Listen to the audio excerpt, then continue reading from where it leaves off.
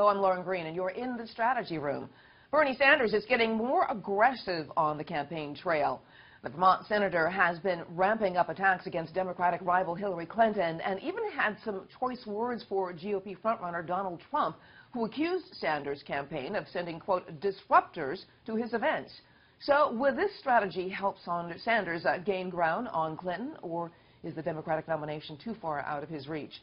Joining me now with analysis are Democratic strategist Basil Smikle Jr. and Liz Peek, columnist for the Fiscal Times. Welcome to you both. Good to be here. Okay, so Basil, what do you make of the Sanders sort of change in tone? Is it a change in tone, or is it really kind of targeting more of a sort of a get back at you?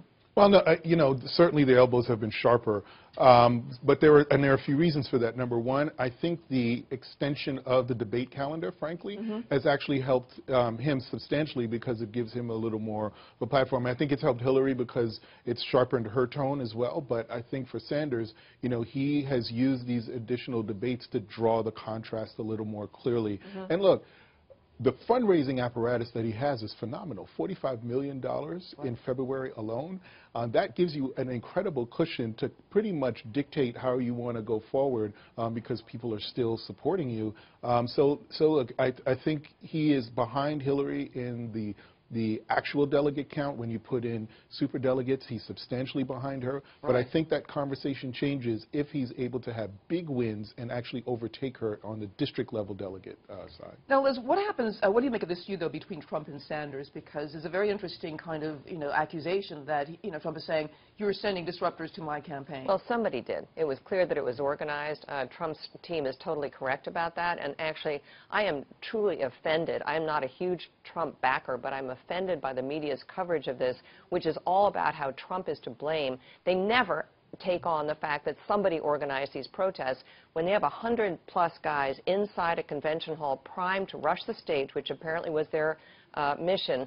What are they going to do there? I mean, Trump's there. Are they just going to sort of say, hi, Mr. Trump, nice to see you? I think it's appalling the way the media has covered this. Okay, other than that, look, Sanders, for the first time, believes in his own campaign. I think the Michigan win was huge. Right. And I think that he is now, and the money raising, you're totally right, that's been incredible.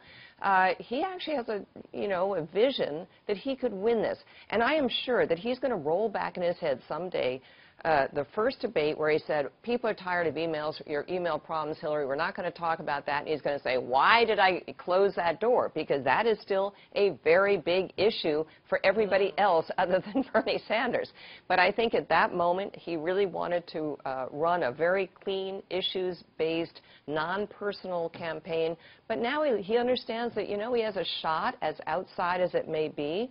And look, Hillary Clinton is vulnerable on so many fronts, and he has seen that going after her on trade is very impactful and that it really helps him with voters. Why wouldn't he take on other issues?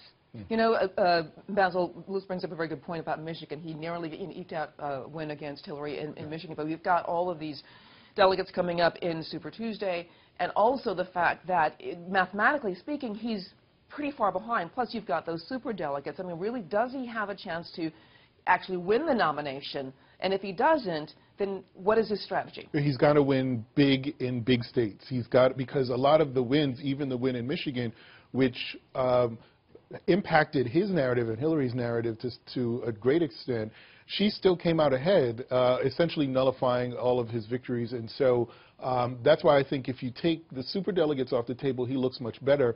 But with them on, she is very far ahead. So he needs to actually overtake her in the district level delegate count for there to be a different type of conversation about his candidacy.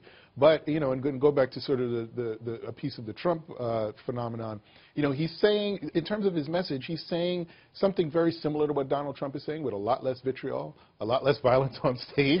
and I think he's speaking, he's speaking to blue-collar workers. And what I think you're going to see going forward is an economic message for blue-collar white males, which in many respects you have not seen thus far.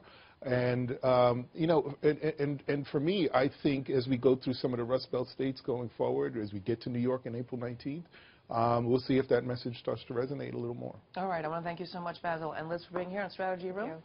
And for complete coverage of the 2016 race, check out foxnews.com. I'm Lauren Green, and thanks for watching.